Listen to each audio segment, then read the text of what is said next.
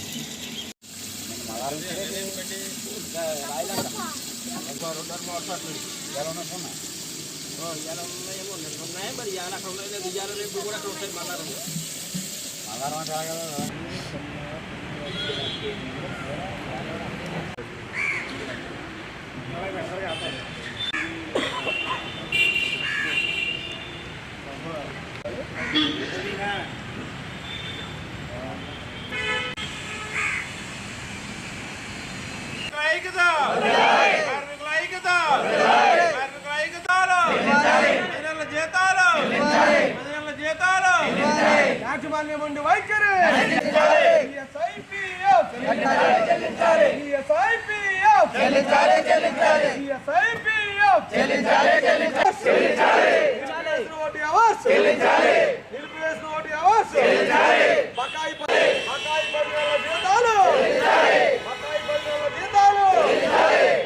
పాత పద్ధతిలో అకౌంట్లో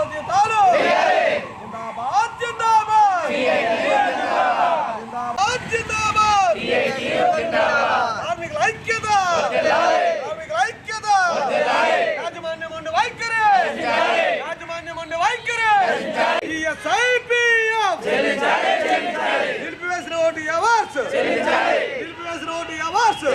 జీతాలు బకాయి 10 నెలల జీతాలు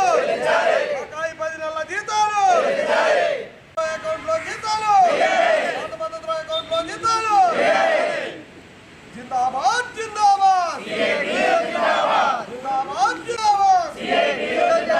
యాజమాన్యముండి వైఖరి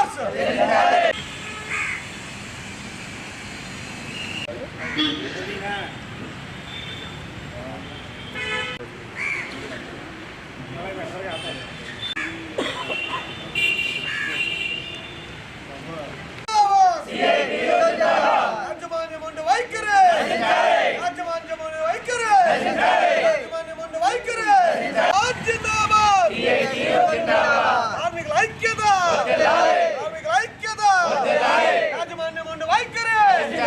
యాజమాన్యముండి వైఖరి అకౌంట్లో జీతాలు పాత పద్ధతిలో అకౌంట్లో జీతాలు జిందాబాద్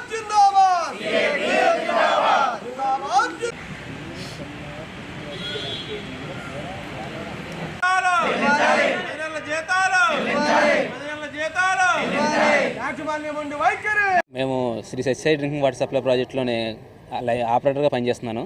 అయితే మాకు ఇవాళ ఈ రాజమండ్రి ఈగర్ ఆఫీస్ వద్ద ధర్నా చేయడం ఏంటని అంటే కనుక మాకు 10 నెలలు బట్టి జీతాలు లేవండి. ఈ అసలే అరాకొర జీతాలు అవి కూడా నెల ఇవ్వకపోతే మీ కుటుంబాలు ఎలా బతుకుతాయి అనేది ఇవాళ మాకేం అర్థం అవ్వట్లేదు. దీని మీద అనేక సార్లు మేము కలెక్టర్ దగ్గర కానీ ఆల్రెడీ ఆర్డబ్ల్యూఎస్ డిపార్ట్మెంట్కి కానీ విన్నవించుకోవడం జరిగింది. అయితే గవర్నమెంట్ ఎటువంటి స్పందన లేదండి. కాంట్రాక్టర్కి బిల్లు ఇవ్వలేదు, బిల్లు ఇస్తేనే కానీ మీకు ఇచ్చే పరిస్థితి లేదు అనే వెర్షన్ వినిపిస్తున్నారు.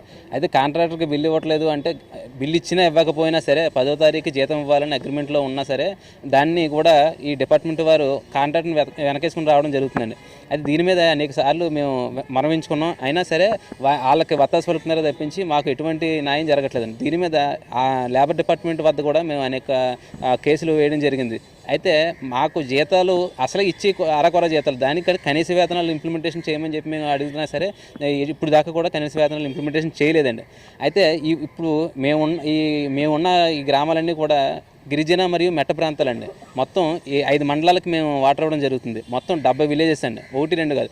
అంటే ఈ గోకవరం, దేవీపట్నం, అలాగే రాజానగరం, కోరుకొండ, సీతానగరం 5 మండలాలకి కూడా మేము వాటర్ ఇవ్వడం జరుగుతుందండి. 70 విలేజెస్ మొత్తం కూడా.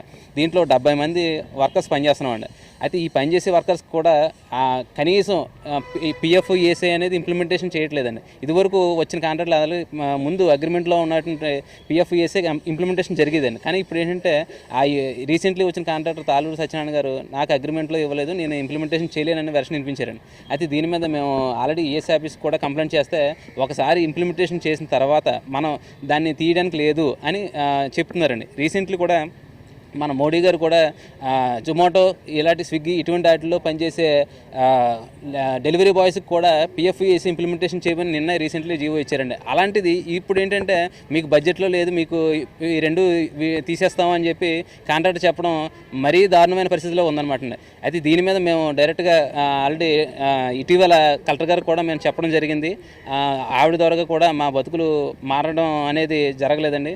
మేము ఏంటంటే దిక్కుతోచని పరిస్థితిలో ఇవాళ ఇక్కడ ఎంతమంది కూర్చున్నామంటే దిక్కుతోచని పరిస్థితిలో మేము ఈ సమ్మె అనేది చేయడానికి చేస్తున్నామండి.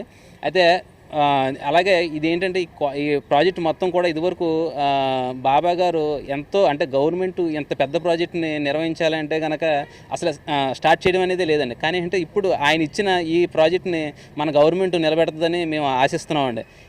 లేకపోతే ఇది ఏంటంటే రాను మొత్తం ఈ ప్రాజెక్ట్ అంతా కూడా ఖండమైపోయే పరిస్థితిలో వచ్చేస్తుందండి. అందువల్ల ఏంటంటే దీన్ని దయించి మా గౌరవ ముఖ్యమంత్రి గారు దీన్ని పట్టించుకొని మమ్మల్ని అందరినీ కూడా ఈ ఆప్కాస్లో కలపడం వల్ల నెల జీతాలు వస్తాయని, అలాగే రావడం వల్ల ఏంటంటే మా బతులు కొంత కాకపోతే కొంత మారతాయని మేము ఆశిస్తూ మేము సెలవు తీసుకుంటున్నాం.